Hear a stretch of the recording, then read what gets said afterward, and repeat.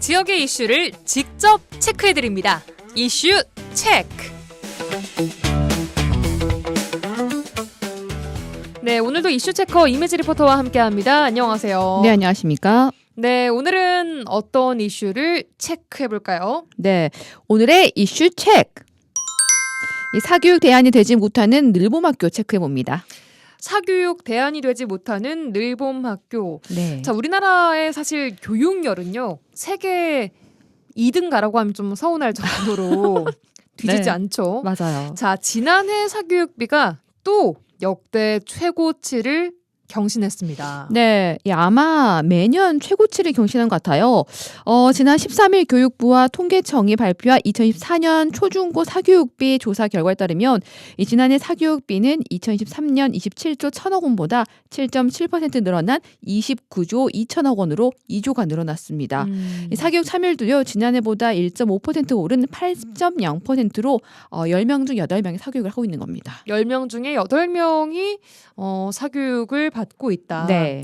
자, 이렇게 사교육비의 비중이 커지면서요. 정부에서는 지난해 초등학교 1학년을 대상으로 늘봄학교를 전면 도입했습니다. 네. 그리고 올해는 초등학교 1, 2학년을 대상으로 하는데 이게 늘봄학교가 사교육 참여율에는 큰 영향을 주지 못한다는 평가가 있어요. 네, 맞습니다. 정부는요, 초등학교 저학년의 돌봄 공백에 의한 사교육 수요를 잡겠다면서 지난해 늘봄학교를 도입을 했습니다. 늘봄학교 잘 모르시겠죠? 그러니까 늘봄이 돌봄, 늘봄, 방과후 이게 모두 합쳐진 거라고 생각하시면 돼요. 늘봄 쉽게 말하면 이전에 학생들이 교과 수업이 끝나면 영어, 체육, 예술 등 다양한 프로그램들을 선택해서 비용을 지불하고 방과후 수업을 했던 것이요. 이 1, 2학년은 맞춤형 프로그램으로 하루 1시간 반에서 2시간 정도 무상으로 프로그램을 제공받는 겁니다. 그러니까 초등학교 1, 2학년 아이들은 끝나고 한 1시간 반, 2시간 이런 수업을 무상으로 방과후 네. 교실을 해준다는 거죠. 그렇죠. 이것도 선택할 수 있습니다. 선택할 수 있는 범위도 좀 있고. 네. 그런데 이게 참여도가 그렇게 크지 않다 그래요? 네.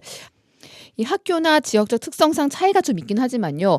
대부분의 늘봄 프로그램을 이용한 학생 수가 많지 않습니다. 예. 여수의 한 학교의 경우에는 학기 초 늘봄 수강 신청을 반을 25명씩 4반으로 구성했다가요. 신청 인원이 적게는 한 자리, 많아도 15명, 16명 되지 않아서 반 배정을 다시 해서 4반을 3반으로 개편을 했습니다. 어허. 또 어떤 학교에서는 재학생 수에 비해서 현저하게 적은 수의 늘봄 학교를 운영하고 또 있습니다. 또 수업 과목이나 일수는 학교 재량에 운영되면서 학교마다 운영되는 수업도 다르고요. 그렇다 보니 다양한 수업을 하지 않은 학교의 경우에는 무료라고 해도 이 늘봄 프로그램을 참여한 수가 많지 않습니다. 1, 2학년 자녀를 둔 학부모 얘기 들어보시죠.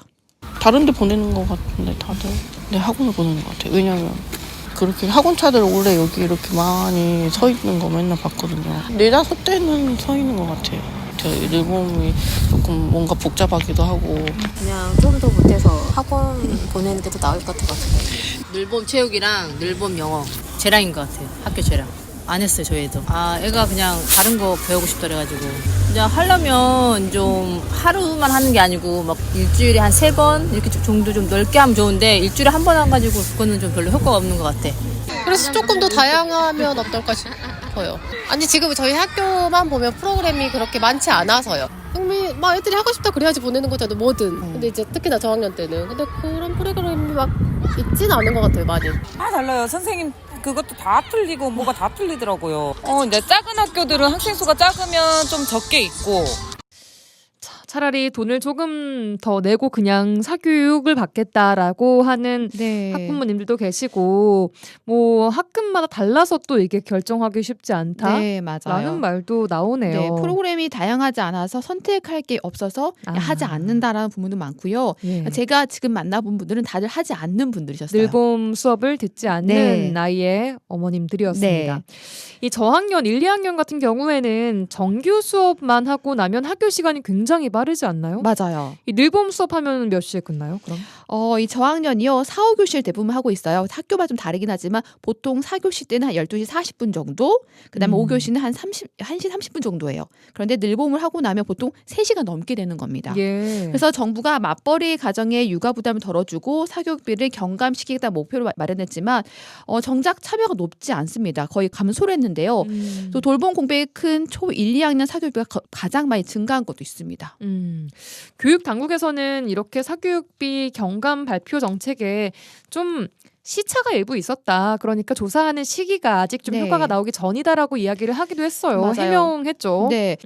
그런데 교육 현장에서는 늘봄 학교나 방과 후 학교를 가장 많이 참여하는 저학년에서 이런 저조한 참여율이 좀 나타나면서 고학년에서는 더욱더 이런 늘봄 학교나 방과 후 학교의 효과가 미비하다라고 지적하고 있죠. 네, 3학년만 하더라도요. 학교 외에 학교를 다니면서 이 학교 방과 후에 참여한 인원 극히 적어집니다. 3학년 되면 거의 학원 다 기본으로 다니죠. 그렇죠.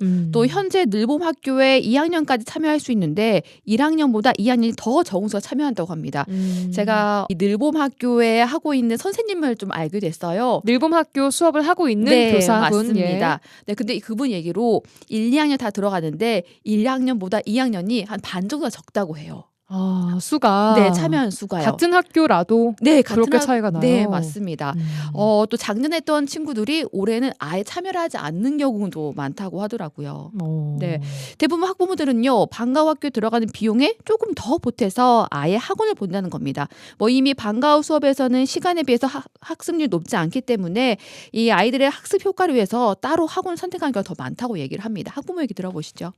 방과 후는 이제 고학년 될수록 거의 안 하죠. 학원으로 가니까. 저학년 때나 이제 방과 후로 가고, 이제 고학년, 중학년부터는 학원으로 보통 보내시더라고요. 그냥 이제 저학년들은 좀 이렇게 빨리 끝나잖아요. 그러니까 그냥 좀 그런 느낌으로 뭘 막 배우고자 이렇게 해서 하는 게 것보다 내 시간을 약간 때우는 개념으로 하시는, 그냥 교육으로만 보자면. 선생님들도 근데 그런 식으로 말씀하시던데, 방과 후는 이제 방과 후니까 요 정도 하신다 이런 느낌으로 하시더라고요. 무슨 악기 같은 거 이런 것도. 그래서 그걸 진짜 배우고 싶으면 학원으로 보내는 거. 방과 후는 다 프로그램이 그런 느낌. 그렇게 고생 맞추기. 그냥 진짜로 막 이렇게들 필요해가지고 하는 것보다. 진짜 아이들한테 필요한 수업들이 아니라 구색 맞추기다라는 말도 네. 나왔어요. 이런 말을 가장 많이 느낀다고 해요. 그러니까 정말 네. 아이들을 위해서 필요한 과목을 배치해 주는 게 아니라 방과 후에 시간을 좀 네, 보내기 위한 그렇죠. 그런 수업들이라고 느껴진다라는 학부모들의 반응이었습니다. 또 앞서 저학년 아이들이 늘봄을 하지 않는 이유 중에 하나가요. 바로 늘봄을 하고 학원을 가게 되면 고학년 학생들이 끝날 시간 맞물리게 돼요.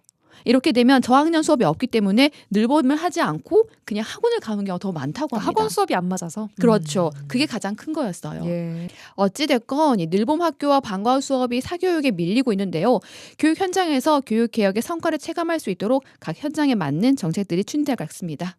네, 이미지 리포터와 오늘 이슈 체크 사교육에 밀려나고 있는 늘봄 학교 방과 후 수업 이야기 해봤습니다. 고맙습니다. 네, 감사합니다.